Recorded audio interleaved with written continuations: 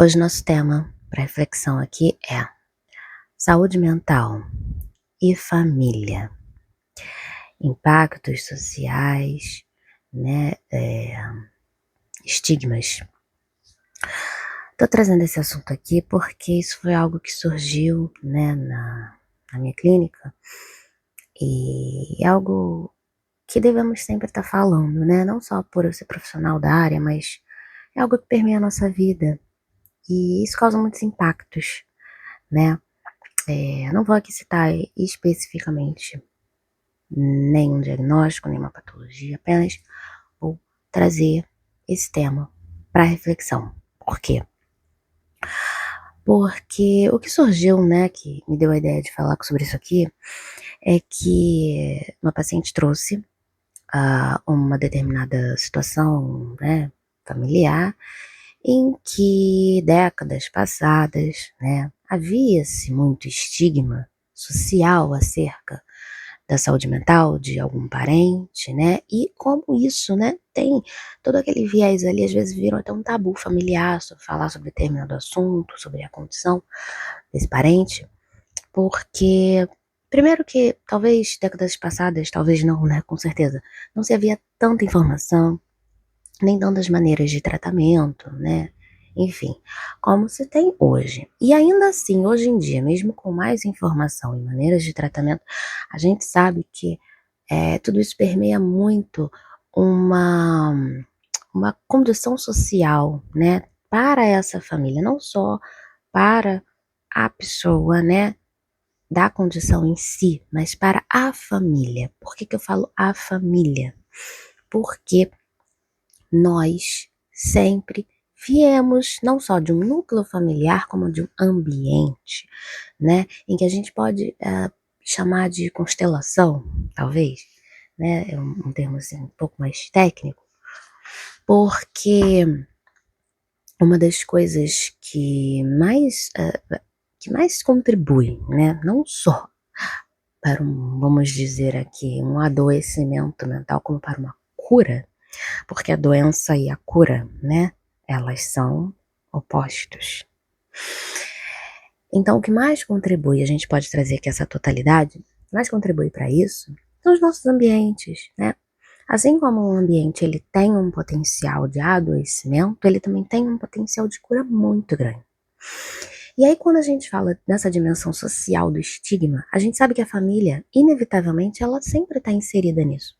Não só no sofrimento, em lidar com a condição desse parente, desse paciente, enfim, mas também nas dinâmicas que ali acontecem, né, e sempre aconteceram naquele núcleo, que a gente pode chamar assim, que às vezes condiciona. "Ah, mas tem algo que a gente pode fazer que contribui, não sei o quê". Gente, olha só, a psique humana, ela é uma caixinha de surpresas. O Jung, ele tem uma frase muito interessante que diz o seguinte: "Os filhos vivem a vida não vivida dos pais". E eu tô falando aqui de filhos especificamente porque o meu tema aqui é sempre trazer sobre maternidade, né, paternidade, filhos, família. Mas a condição de saúde mental, às vezes, ela não acomete somente o nosso filho ou a nossa filha, né, os nossos pais. Às vezes é um primo, um tio, um parente, uma pessoa um pouco mais perto do nosso círculo familiar, mas que também causa impactos na gente, né, porque todo mundo vem do de uma mesma origem, praticamente, né. Mesmo que às vezes não tenha tanta convivência, mas as dinâmicas psíquicas de uma família, ela sempre vai aparecer nos seus indivíduos familiares, né. Então, às vezes não importa muito o que você faça ou deixa de fazer. Aliás, tudo que a gente faz ou deixa de fazer também está causando impactos, né, como aquela questão das decisões, né, todas as decisões que você toma e até as que você não toma, já estão decidindo por você. Então, quando a gente pensa nessa dimensão da família, né, dentro da saúde mental, não se tem como pensar à parte, apesar, né, de eu trazer aqui um trabalho, né, terapêutico. Eu não trabalho com famílias, eu trabalho com indivíduos, né, porque o indivíduo Quando a gente se conscientiza, né, dentro das nossas limitações, questões potenciais, a gente consegue lidar com o nosso meio. Esse é o trabalho que eu faço. Só que o ser humano, ele não é sozinho. Apesar de trabalharmos com o processo de individuação, o ser humano, ele vive no coletivo, vive em sociedade, vive em família.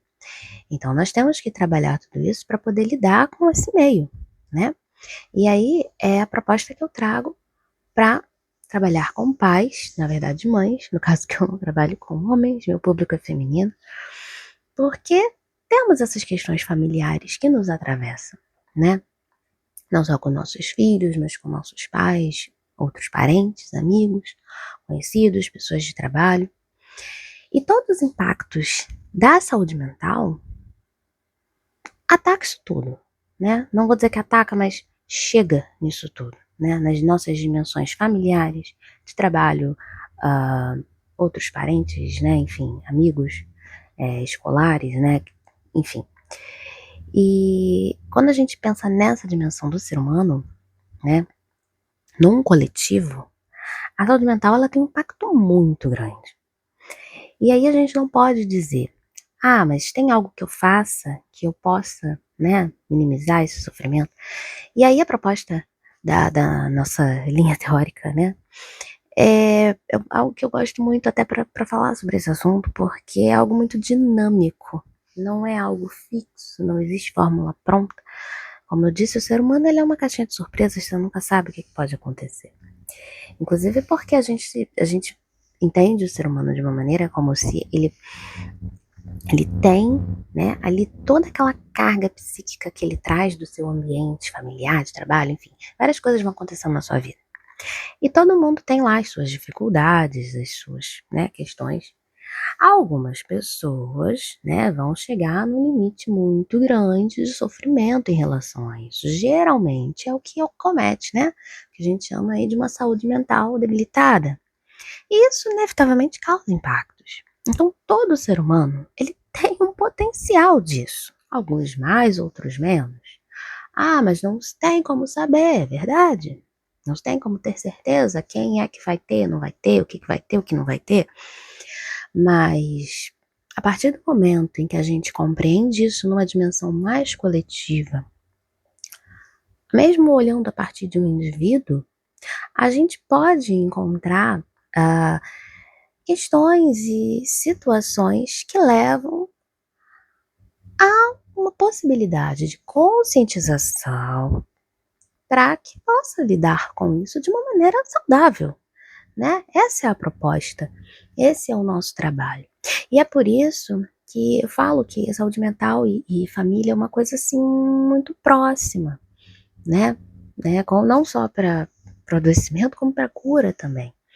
Porque quando alguém, né, tem um ser, né, sempre vai ter, geralmente toda família tem alguém que vai apresentar uma questão. E aqui eu não falo só de doença mental em si, né, enfim, vocês podem pensar aí que tipo de doenças vocês quiserem, mas até questões que levam ao adoecimento, como por exemplo os vícios, que é uma questão que impacta as famílias. E aqui eu não vou dizer exatamente qual tipo de vício, bebida, droga, jogo, enfim, existem diversos tipos de vício, mas não só esses, em que levam a um adoecimento familiar, né?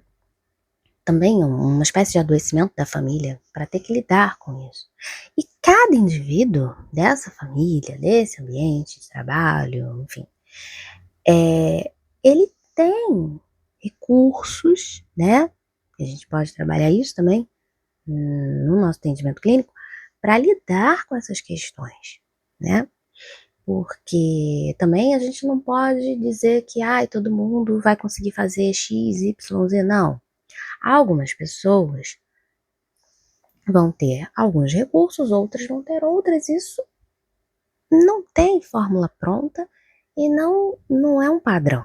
Cada pessoa é única, tem a sua história, a sua vida, as suas questões, sua personalidade, né? Que aliás é algo que permeia muito também isso, né? A personalidade da pessoa é algo que predispõe ou não a algumas questões. Então é por isso, e a família, ela tem um impacto muito grande também na questão não só dessa formação da personalidade, que continua ao longo da vida toda. Isso não acaba só na infância, como algumas pessoas dizem. Isso continua a vida toda, né? Alguns traços nós geralmente já nascemos, e geralmente isso já vem de uma carga muito forte, né? Psíquica, genética, enfim. Mas muitas coisas nós vamos vivendo e vamos aprendendo e vamos apreendendo, compreendendo. E também muitas coisas, né? A gente pode perceber, virar a chavinha. Opa, peraí, isso aqui, peraí, mas por que eu tô fazendo assim? E entender padrões, né? Entender os nossos complexos, que é algo muito abordado, né, no jeito que eu trabalho, como eu entendo, porque o ser humano é complexo em muitos aspectos. E é por isso que eu vejo esse tema tão relevante de ter trazido aqui. Então, se você tem alguma dúvida, acha que eu deixei de falar algo que você acha importante que eu deveria ter falado, eu posso voltar nesse tema de novo. Pode comentar, pode mandar mensagem no privado para mim, não tem problema. Assim que eu puder responder, eu respondo. E então é isso. Até a próxima.